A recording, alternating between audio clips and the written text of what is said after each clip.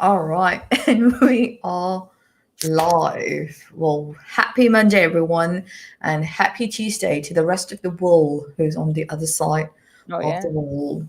Yeah, so there it is. traveled in time. Welcome to another episode of Heartship, the now of leadership and us. This is the show where we dare to talk about topics on a role level and challenge the old paradigm of leadership into becoming hotship. Hardship, not to be mistaken for hot shit. A lot of people have told me that. Hardship, where we lead from the heart with the sole purpose of increasing our biggest ROI, which is our people. Let it be at the workplace, homes, communities, or nation. You lead anywhere where there are people waiting to have equity. So I'm your host, Mila Dufour, and this is my co-host, Annalise Saponsky. How are you, Annalise? Not too bad. I was, thinking a little bit about this podcast, and it reminded me of the time that I took that Harvard implicit test. So I was a little excited to hear what you guys have to say too. So just reviewing beforehand, but overall, I was up really late last night reading.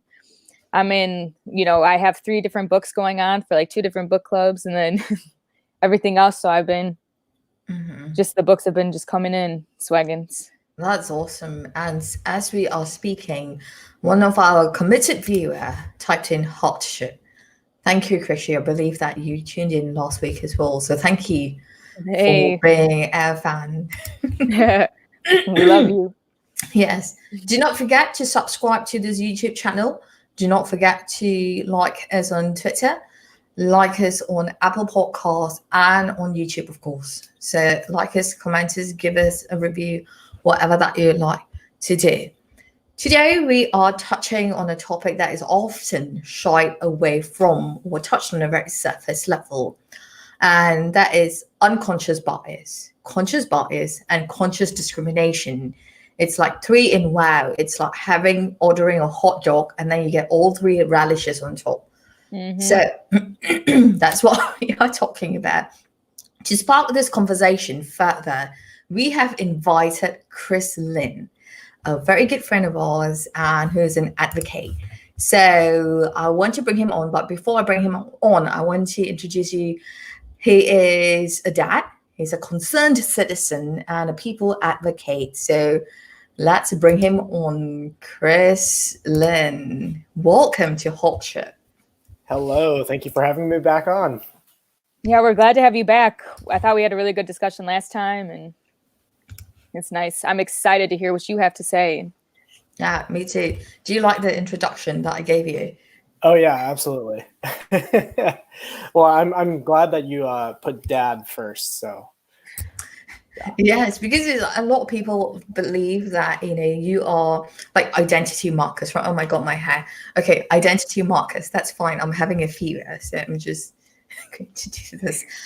A lot of people feel that as identity markers, they feel like their title in a company comes first, but they don't realize you as a person, you are serving your home first, yourself and your home. So that's why I was like, dad, concerned citizen, and people advocate. That you get. Yeah, no, I think it's really just proves that like we can impact the people closest to us, really strongly. So I usually think of those family markers too when I think of like identifiers,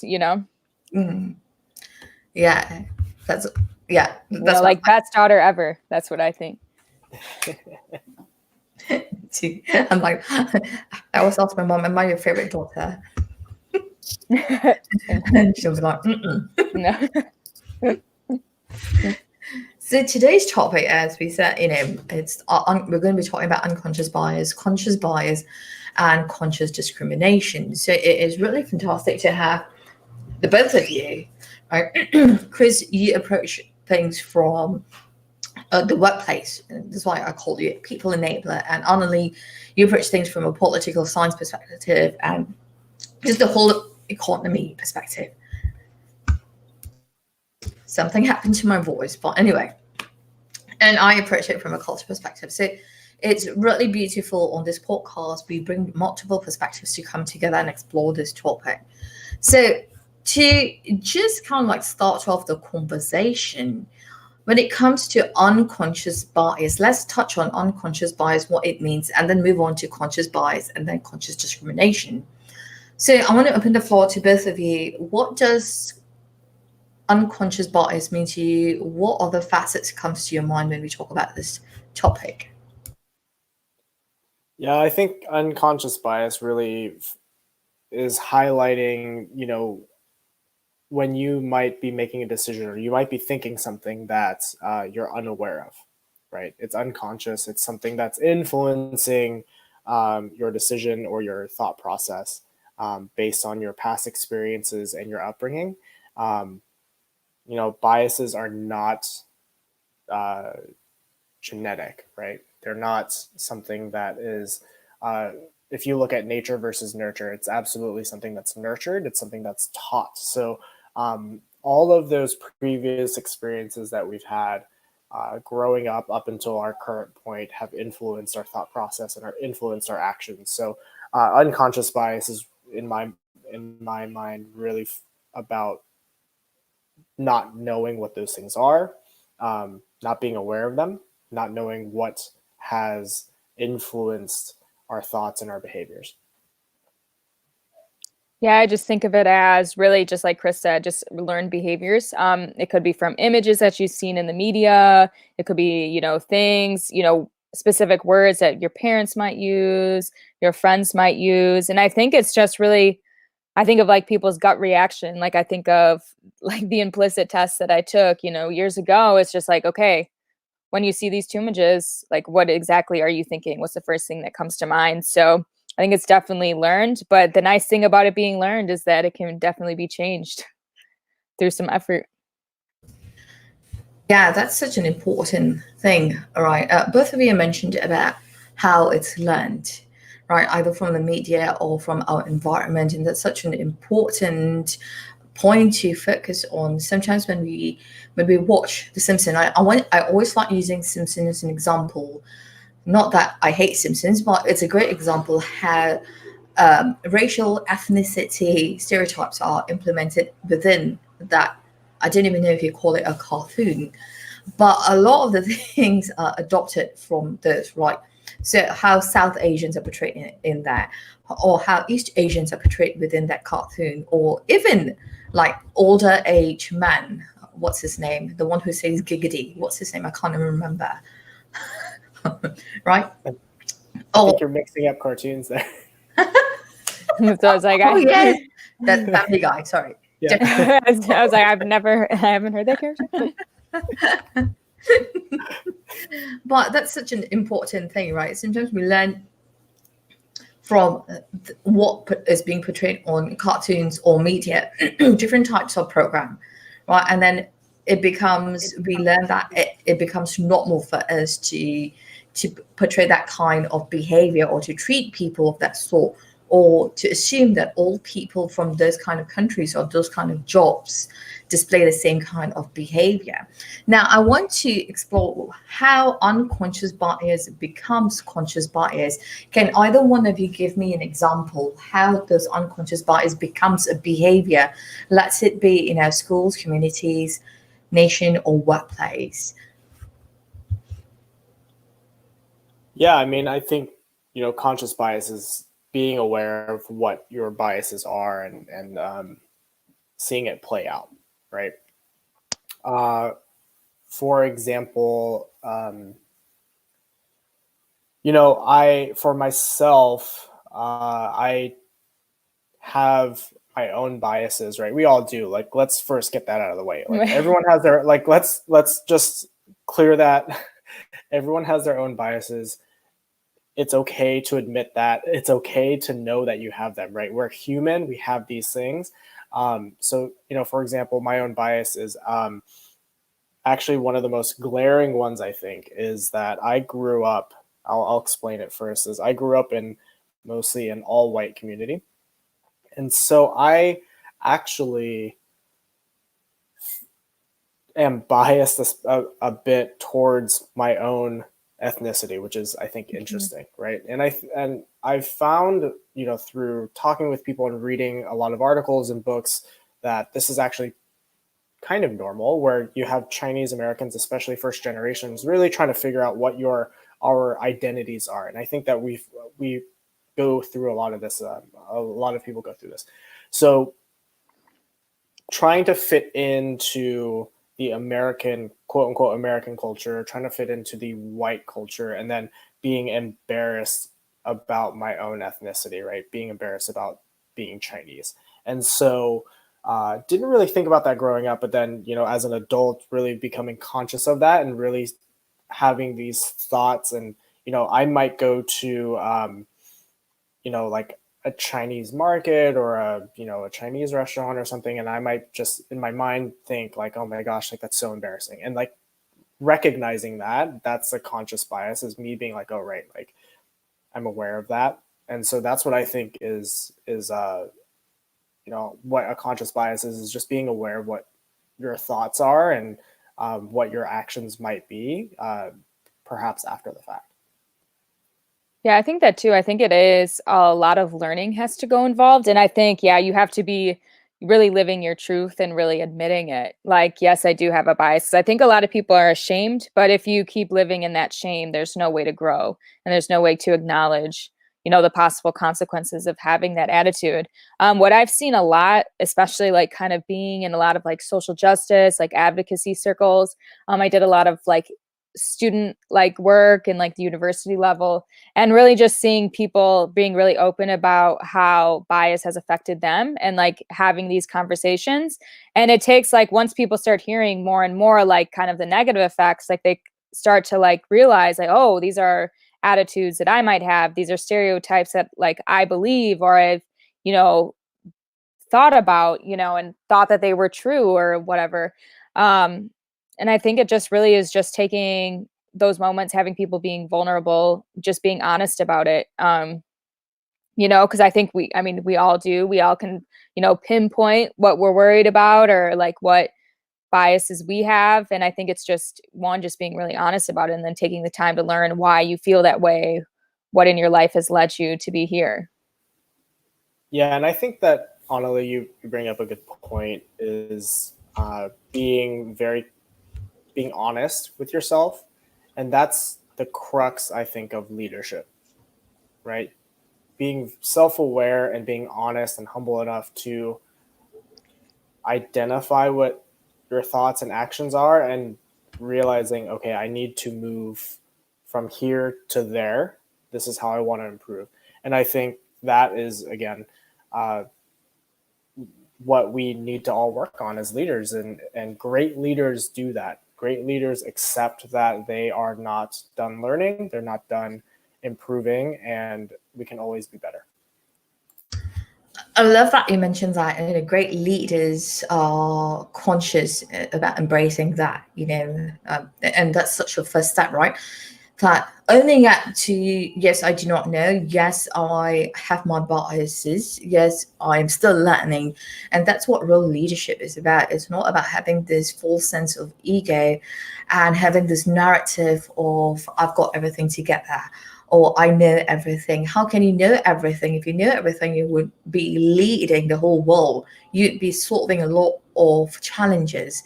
And I like that both of you highlighted that very important point, like really acknowledging that I do have biases. I'm taking time to learn about those biases. And as leaders, it's so important to constantly challenge those biases, because take, for example, if you are a leader, let it be whether you're in a workplace or in a community, even in a religious congregation, even in education systems or nation, right? If you have your own biases, and I've seen this play out so many times, and it's happening around the world as well with global leaders, when you have your own biases, you segregate people. You gatekeep opportunities from happening, and you spew this narrative as certain people from certain country are bad, or they can't speak English, or they are lazy, or they are drug traffickers. The different kind of narratives come about because of your own limited knowledge and the biases you have learned from the telly. And I want to tap into how this unconscious, we just touched on unconscious bias becomes conscious bias as to, okay, this are my biases, but I also want to touch on how conscious biases can come into conscious discrimination. And I want to hear both of your thoughts. I want to hear Annalie from a political sciences perspective and Chris from a workplace perspective. I think it's just one thing that like really comes to mind is just policy decisions.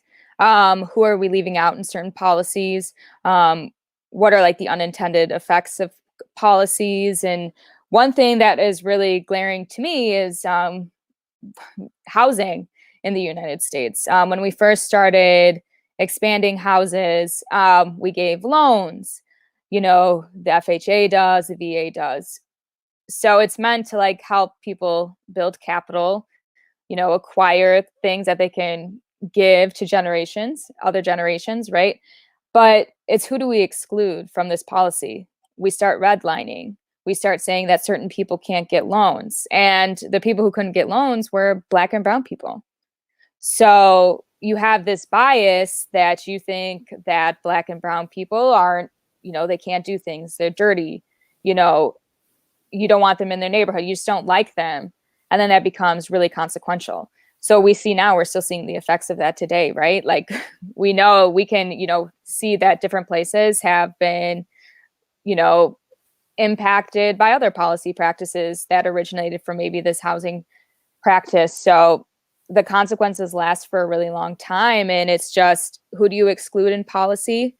Who do you exclude in government? Whose interests are represented by the representatives? And I think you'll find a lot of times that certain communities are neglected. And that's when the biases become discrimination. I think if I can add more on that, I saw a report on the payroll protection plan that is out right now for COVID-19 for small businesses. And there is a staggering statistic. I don't know the numbers off the top of my head, but it is substantial enough that it is an issue that people of color who own businesses are not getting these loans. It's something like 80 or 90% are white. Mm-hmm. It's insane in my mind. And so you have to start looking at, okay, well, why is this happening? And it's we don't have a direct reason, but I think we can extrapolate a little bit and really see that, are these banks, do they have unconscious bias built into their system? What are the factors that go into qualifying small business loans and their practices? And you have to look at the individuals. You have to look at the culture within the organizations of, do we look at everyone equally, regardless of their background, regardless of their past, regardless of their color, regardless of their ethnicity? And we really need to look at those things. And that's where businesses get in trouble. I'll use Starbucks as an example, right? We know the example, what was it now, 2 years ago in Philadelphia, where the store manager called the cops on 2 Black men who were just hanging out in their store. I recall that. Sorry? Oh, I recall that. Yeah. Yeah. And so it's, I'll speak it from my own experience. I worked for Starbucks as a manager as well. I worked downtown San Francisco. A lot of sketchy people, a lot of homeless people. And the moment those people came into the store, everyone's guards were up, right? And those are biases that we have, where just like we assume that because of our past experience that, one person might have stolen from us, or one person was very rude or smelly or whatever, that's how we treat everyone. And that is the issue that we need to address, is why do we have this bias? Why do we create these policies? Why do we create these actions as an organization that might exclude people or put a certain group down? And that's when we get into trouble. Yeah.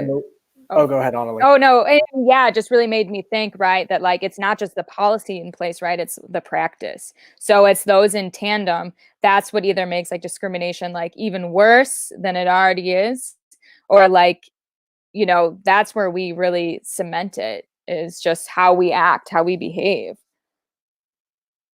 I love that, but you mentioned that the policies result. Everything has got a domino effect, right? One action results to another action. And Chris, you shared the story of Starbucks, and you being a manager in Starbucks too. You saw what was happening, and that just highlights from a culture science perspective, right? Regardless whether it's happening in small businesses or from a political stance, or whether it's happening at the workplace or in communities, everything transfers. Whatever is happening in the workplace happens at home, happens in our communities, happens in schools, happens wherever socially as well. It's transferable. It's like this learned discrimination becomes transferable, preventing equity for people. And it's so sad that the minute someone who looks homeless comes into the shop, everyone has got their guard on, but prevents or disregards that common core humanity aspect as to understand how did they get to this spot to begin with. Why are they in this position? Why are they homeless? How did they become homeless? Right? Because homelessness can happen to anyone, especially now in this pandemic. It is highlighting 30 million people have lost their jobs, right? A lot of people can't afford to pay their rents, can't afford to pay their mortgages, and they are going to be displaced from their homes, and it's easy to become homeless. So we need to rethink about these gaps as to when we have our unconscious bias that becomes conscious bias and then converts into conscious discrimination. We ourselves are contributing to capitalize the challenge or the problem, right? Even as concerned citizens, or just as citizens, just by treating them or saying, oh, they're homeless, or just by the narrative, or he smells, or don't go near them, don't give them food, don't give them this. Those are some ways that conscious discrimination manifests the way that we narrate our stories, or the way that we narrate their stories. And it happens anywhere and everywhere. And I like that both of you highlighted that it's a systemic issue, right? Like policies are written like that. But my next question is, how can we consciously, I want to touch on at a community grassroots level, how can we consciously prevent ourselves from discriminating someone consciously and switching that discrimination into solution? I think that's the $60,000 question. Am I using that phrase right? I always think it should be like the $1 million question. Anyway, that's something that is the toughest part. That is the hardest part in this whole thing, is that we have to admit something to ourselves that we might not like to admit, right? We probably all have biases and thoughts that are embarrassing once we realize them. That's one. And then second, then we actually have to put a very dedicated effort into fixing that and unlearning that behavior. That is the toughest part. And Mila, you hit the nail on the head, is how do we treat each individual as their own person and not lump them into a group. And that's just, as human behavior, that's what we do, is we look for patterns and we see, oh, okay, that's similar to that other thing that I saw or I've heard of. So I'm just going to put that person in that group because it's easier for our brains to comprehend. Really, we need to start having those conversations and start talking about them and really getting to know them and building those relationships in order for us to slowly eradicate this bias that we have. So it's going to be a lot of work. I mean, it's something that is, in my mind, it's not going to happen overnight. We're so used to, especially in our current generations, and as we go more and more into technology, we're always looking for that instant gratification. What's that quick fix? I'm the same way. My wife will say this. She's like, I don't need a quick fix. Like, I need you to, like, we need to work on it slowly. And I'm like, no, I need a solution now. But there's no quick solution. This is something that's going to take, in my mind, generations. And we have to start somewhere. And we have to start moving in that direction and start admitting to ourselves that this is an issue. And we have to confront it head on. I've worked in organizations that have said, no, that's, diversity and inclusion isn't a priority for us. And it's like, why isn't it? You look at your own, these organizations, they look at their own demographics and they just look at it from an affirmative action standpoint. Do we have enough diversity within the organization? But they will not move forward into being a more inclusive environment. So we really need to start transforming that practice and saying, why is it not a priority? It should always be a priority. And we need to not have diversity, equity, and inclusion as a separate program. It needs to be built into the foundation and the core culture of the organization. So every time we have any sort of conversation, we need to be thinking about these things. When you're going into a meeting, is there anyone who is not represented? Are we being inclusive? Are we getting everyone's voice? Are we hearing feedback from everyone that this might affect? Are we providing a platform, and the solution, is it equitable for every group that this is going to be affecting, either directly or indirectly? So we have to just start having those conversations and asking ourselves some of these basic questions before we move forward. I love that you highlighted diversity and inclusion isn't an isolated team and it needs to be integrated. I say preach on. I'm with you, I want to stand up and clap, but I'm feeling a little bit dizzy, so I'm going to sit down. But I'm with you. It's diversity and inclusion needs to be integrated into every single thing. If you say it's not important, it's going to be an isolated team in the basement, 10 floors below garage level, then I think that person needs to be removed from the leadership position or needs to rethink as to why they are leaders, right? Because when we talk about diversity, it's about every single thing, bringing everyone to the room. People often talk about, bring everyone to the table, create your own space at the table. But like tables, forget about tables. Tables are built to facilitate 12 people, 16 people. I say bring it to the room, bring it to an open room, fit as many people inside the room. Not enough, go outdoors. How many people can you fit outdoors? I think we need to bring people into environments who do not look like us, sound like us, think like us, do like us, and disagree with us. And diversity can only be possible if we start accepting people, because a lot of, let it be organizations, communities, even religious practices, right? Even a nation, it's like everyone is trying to build a space of inclusion and belonging, but belonging is only from a lens of how do I want you to belong in a space that I am creating for selected, exclusive people who will have the privilege.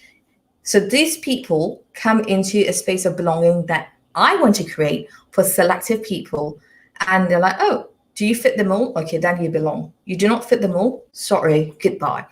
And I think this is the point that a lot of communities, let it be if you're a leader in a nation, leader in a community, religious congregations, schools, yes, it happens in schools as well, in workplace. If you are not willing to accept the other person as they are at the stage that they are in, diversity can never be possible. Belonging can be never possible. Inclusion can never be possible.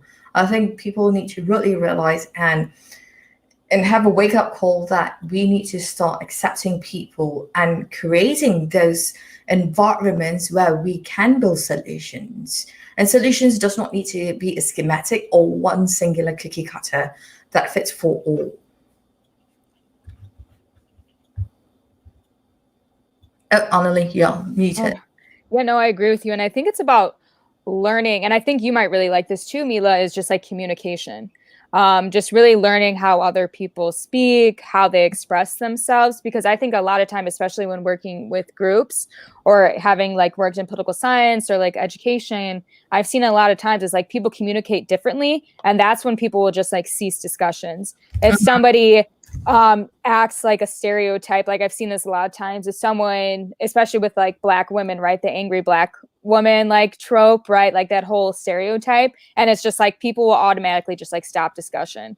Like, wait, so because somebody, you know, acts like spirited or like, you know, communicates differently than you would expect to, or what you think is right, then we should automatically like ostracize someone. Like, it shouldn't be like that. It takes like other people, you know, have to learn that like communities are different. People learn differently. People, I mean, it's just not everyone's the same, right? There's not one prototype like how to be. And if it was, we would never learn anything and it would be super boring and we'd have totally like no new perspectives. So I think it's acknowledging right in that moment, like being intentional with like what you're saying, what you're doing, and being able to like review yourselves. Like, did I like, you know, like in a meeting, like, did I act in a way that like it inhibited somebody else? Did I act in a way that would make someone else feel othered? So I think it's just knowing, you know, that people are different and differences are okay.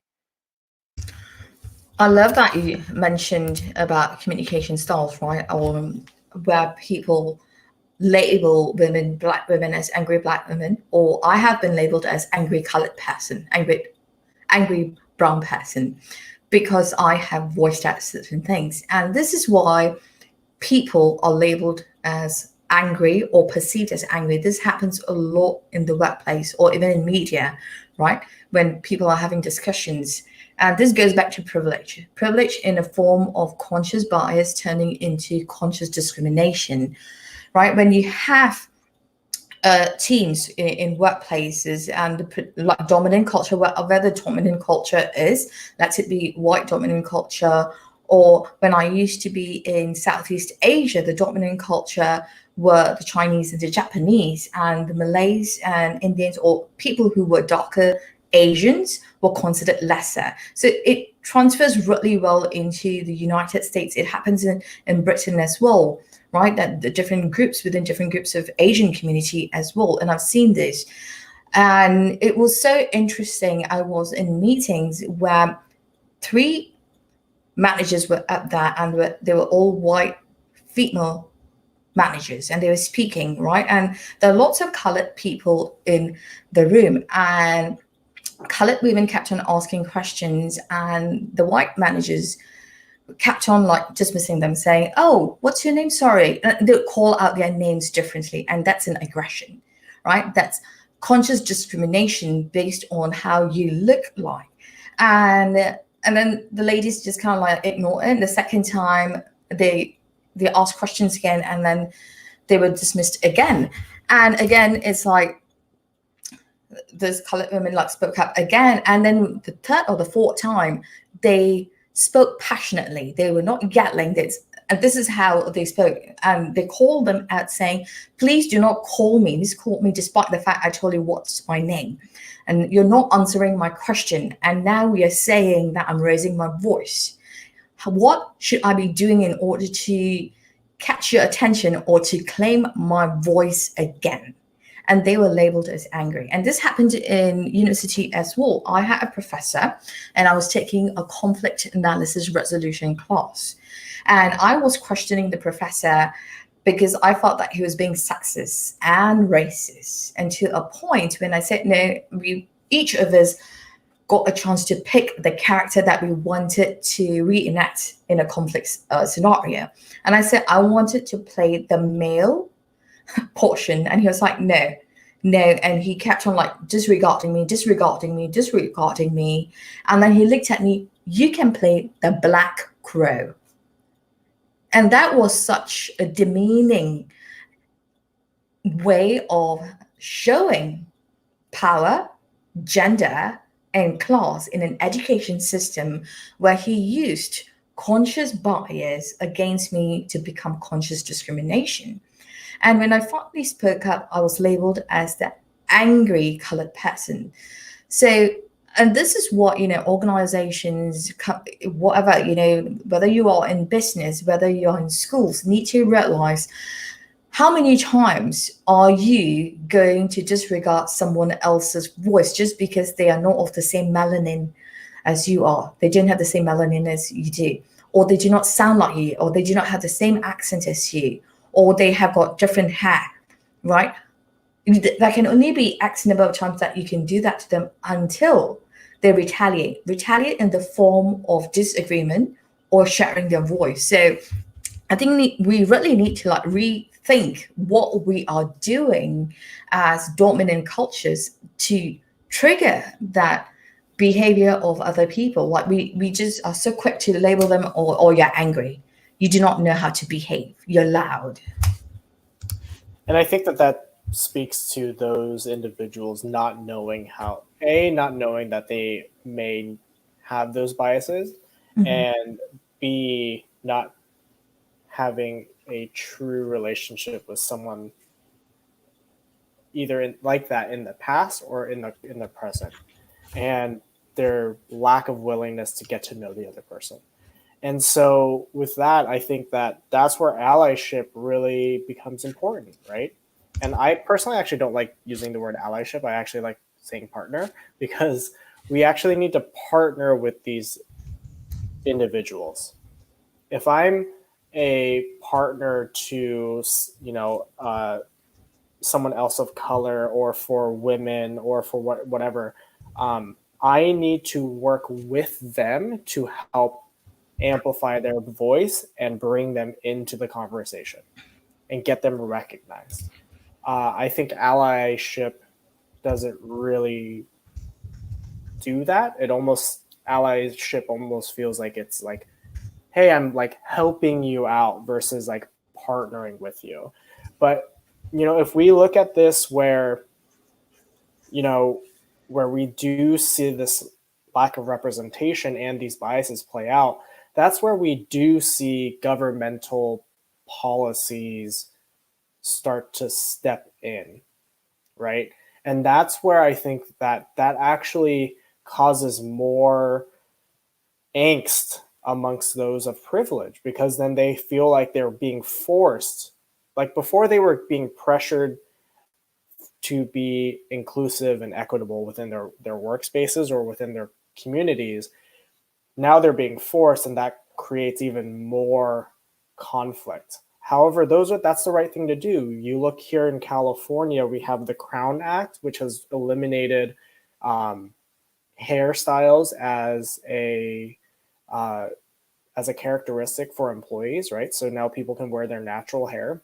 Great, fantastic. You look at women now need to be 50% of boards. Great, that's a great thing, right? That's an equitable movement.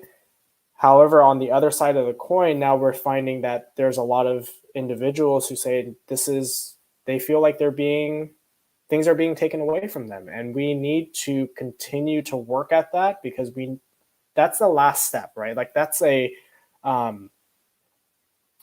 is a last resort, is to have governmental policies put in place. So we really need to focus on moving ourselves and our teams and our mindsets to be more inclusive, and making sure that we are practicing I've lost my train of thought, but really, trying to focus on making sure that we create cultures that are inclusive and that do have policies and practices and cultures in place that promote others, and that we can help others be who they need to be. Yeah, I really like that. I really like when you said the differences between like allyship and partnerships, because to me, it's like being an ally seems kind of passive in a way. And it's like when you're a partner, you're active and like breaking down these structures. And I really do just like the whole thing is that like culture, policy, practice, like they're not all going to happen at the exact same time. So it's like sometimes culture pushes policy, sometimes, like all like the practice changes like the culture, what have you. So I think it's important to look that like each one of these things, especially like policy, is that one's like a slow burn, right? Like to make like societal shifts, like paradigm shifts, that takes a lot of work. So I think it's just what can we do in the moment to like make impact some potentially on like the micro level. You know, what can we do to like show that an equitable society or like culture can happen in these smaller places, and then let's take it like bigger and bigger each time. So yeah, but I really did just like kind of appreciate looking at like allyship and partnership, totally different. Right. And I'm with both of you too. And I love the approach of partnership as well as opposed to allyship, right? And this is coming from a culture perspective, right? Because I've lived in so many different places, countries, and even within the United States or around the world. And there's a vast difference between allyship and partnership. And I say this because of my experiences as an immigrant, as a person of color, and as a woman, right? And this was really, I got an epiphany, especially when I had this conversation with this group of women. Oh, I think I've shared this before, and I was in Seattle, and it's a very liberal state, right? And I disagree. I disagree to go for is it the Pussy Hat March?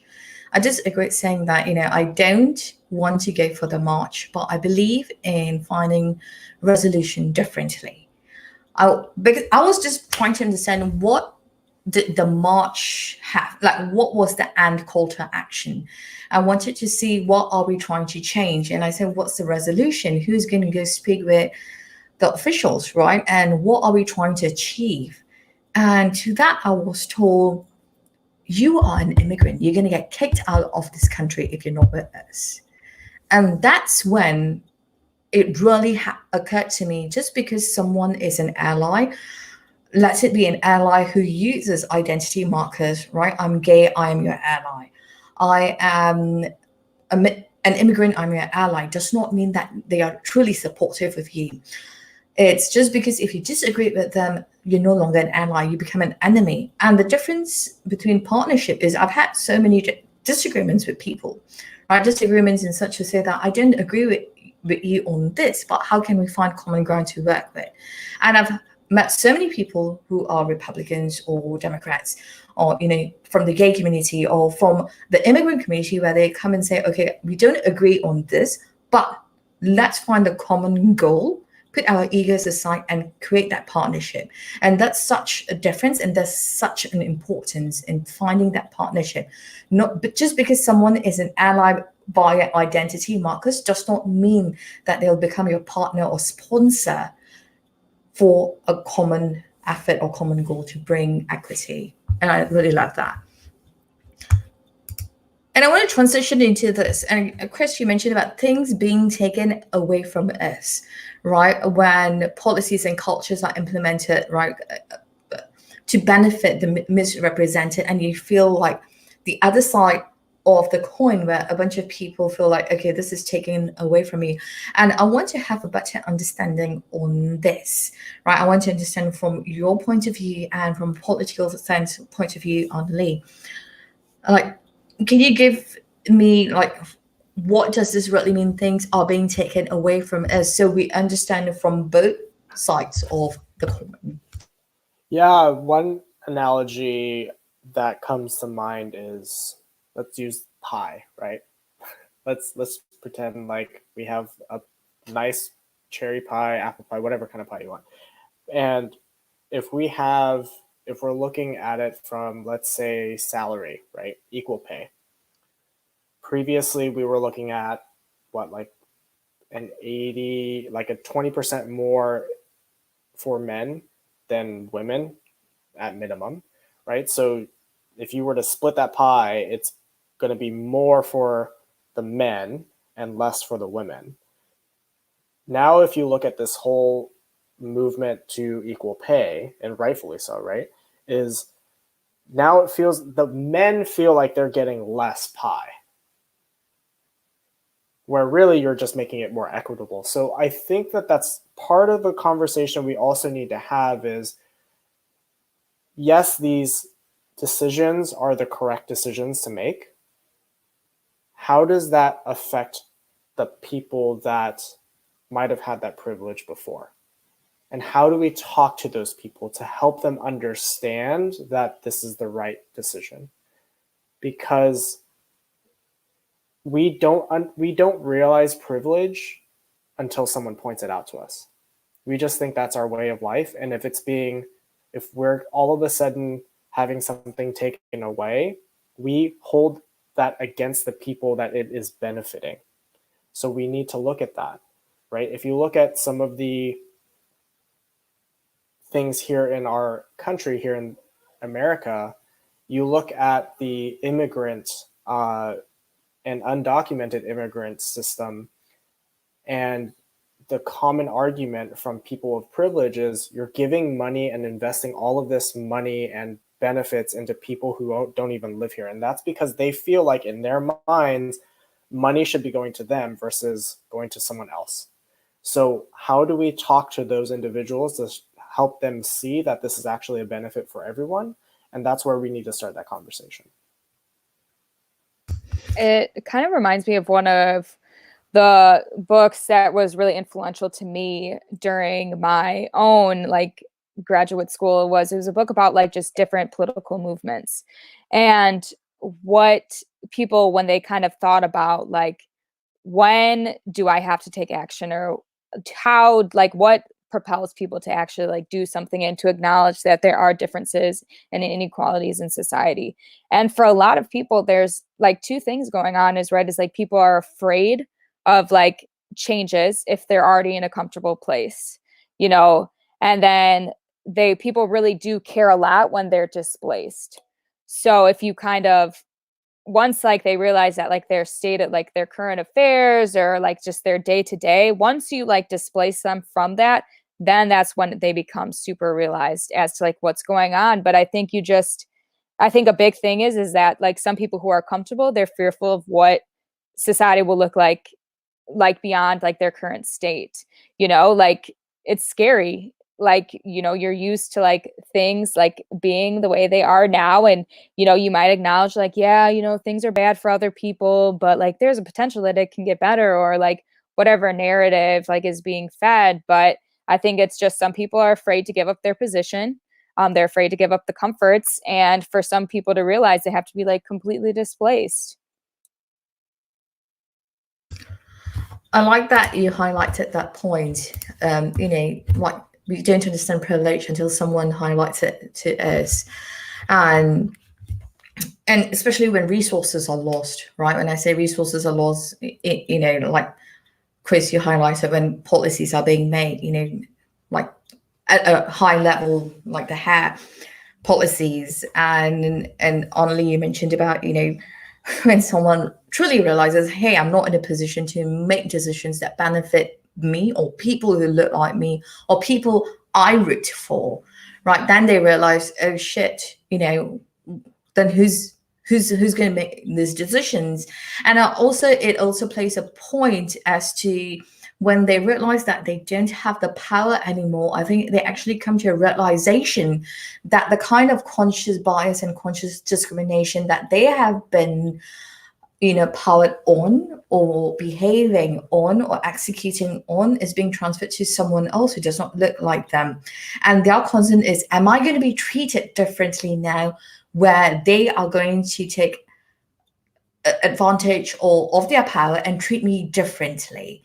And I think this is something that we need to truly, truly highlight. When you lose power, there is a fear sense, right? There's a fear, oh, I was treating them in that way. Are they going to treat me like that now? And that's a real fear that some people have, because it truly like wakes people up saying that, hey, you know, I treated you like this. Please don't treat me like that. So they now have that power switch position, right? It's almost like, okay, you're no longer the president, I'm the president. So just because you gave me lesser equity and you put me in really low neighborhood, I'm going to put you in those neighborhoods. But also to realize that not everyone who has had power before or are displaced will treat you the same way, but it also makes people realize when they are part of a dominant culture and they have had the privilege, it also makes them realize that, oh, this is how I've been treating people. And that epiphany as to, should I stop treating people like this, or should I become a better person? I think it really makes people think, let it be out of fear or whatever it is. But the real question is, when they do get displaced and when they do get placed again, are they going to adopt the same kind of mindset? That's the bigger question that we all do not know from a cultural perspective, right? Because sometimes situations shape the way that we become, situations and adversity shape the way that we become a leader in whatever that we do. At the same time, not all people learn the same way. So this transitions for me to ask a question as to the impacts, right? The impacts of all these three biases, from unconscious bias, it transfers into conscious bias, into conscious discrimination, and it impacts on different level of how equity is provided in the form of opportunities. It prevents collaboration, and segregation continues. Let it be in the workplace, let it be in our communities, religious congregations, or in a larger scale nations. So, and you mentioned, how do we fix it? And both of you shared some tips on how do we fix it. Any last words on a very grassroots level as to how can each of us contribute to dissolving conscious discrimination and conscious bias? Let it be if we see someone being mistreated, even in the supermarket, in the car park, in the workplace, or in a community like rallying, or even a voting area. Any last tips? I think it's about learning about your own behaviors, talking to others, and getting feedback. And being uncomfortable. It's going to be uncomfortable. It's going to be very uncomfortable and very difficult to A, ask, and B, hear some of the things that you might be hearing. And when you hear those things, we have to really work to keep our emotions in check, because we will probably get defensive. We'll probably get angry. And so we need to acknowledge that going into this, and that it's going to be incredibly difficult, and we're going to hear some things we are not going to like. So have those conversations, constantly learn more about other cultures, constantly learn about other people, continue building connections and relationships with people that are not like you. We can tell and we know when people are not like us. Reach out to them and just, don't reach out to them saying like, hey, like, I'm trying to be more diverse. Like, I want you in my group. And it's like, no, don't do that. But just get to know people, talk to people. I actually even had an incredibly tense conversation with my own family members this last week. But even just getting to learn their perspectives and just getting to understand why they think what they think. Why are they doing what they are doing? And just experiencing more, learning more about people, and continuing to just be better. And let's just, all work together and be better as a whole. Yeah, to me, it's just acting with intention, and being able to kind of think before you speak, or a lot of the times, or just being reflective in the situations. I mean, there's been a few times where I've been like, mid-sentence and like, oh, did not come out the way I intended it to be. And, even if it's just like, hey, like, okay, now I can say it. So I think it's just about like, how could I have said things better? How could I, leaving the conversations, is there something that I said that could have made like somebody feel a type of way? And like making sure that like next time you have to be better, or like, you have to grow. So I think a lot of times it's just kind of thinking before you speak, and, making sure that, kind of being cognizant of like even your own body language and stuff. Like, are you being closed off? Are you, turning towards like specific people? Are you like, arms and like shoulders open a little bit more? So I think it's just like being like, okay, like in those moments, and as they move on, like, am I being the person that is like working towards having like a good environment? So I love it. I love what both of you share. And to add to that, I like to say that, a culture is only possible when we all come together, right? A culture is only possible when we all embrace diversity and accept everyone as they are, who they are. To both of your points, have those difficult conversations, like take the time to understand, why do you say the things that you say? Why do you think the way that you think, right? And to really have that culture evolution, it's only possible when conscious bias and conscious discrimination is challenged, right? When stereotypes are no longer stereotypes, right? When you have a stereotype coming into your head, don't confirm, don't ask questions or engage in conversation or steer the conversation to confirm your own biases, right? I've had so many people do that to me, where when they look at me, they're like, India, Pakistan, and I'll tell them, no, I'm not a country. Are you asking me where I'm from? Or are you asking me if I'm a certain country, right? And then they will dig and ask, like, where are your ancestors from? And I was like, oh, my ancestors are nowhere from Pakistan or India. And then they're like, no, you're brown skin. And then they'll make remarks like, I love curry. Do you eat curry? And those are all conscious discrimination, where you want to fit someone into your own narrative or your own picture of how they should be, where they should be from. And I've had conversations with people who create conversations in the form, like, to your point, ally, right? Chris, you mentioned, in the form of, or illusion of they are my ally, but the conversation goes on like this, like, oh, for example, I am from Iran, or my background is Iran and Portuguese and that. And you don't need to be afraid. Don't say that in a patronizing manner. There's a difference between ally. You're trying to create an ally to be patronizing, or are you trying to be a partner to understand someone? If you truly want to understand someone, let them speak, let them share at their own timeline where they are from. And if they say, I'm from the United States, I'm an American, you accept that, because someone's identity is not framed from the image that you see in the telly, or from the narratives that you gather in the office, or water cooler talk, whatever that you call it, in the office that takes place, or in your smoking designated environment, or in the supermarket with your cashier. Because even though someone looks like you, their culture at home is so variant from their neighbors. So that's what I leave with you all today. Conscious bias, unconscious bias, and conscious discrimination are all learned ways, and we have to continuously beat those narratives. Let it be whether we learnt it from the telly, or from our family, or from the playground, or from the water cooler talks, or in the office. Thank you again, Chris, for coming on the show. It was such a pleasure having you.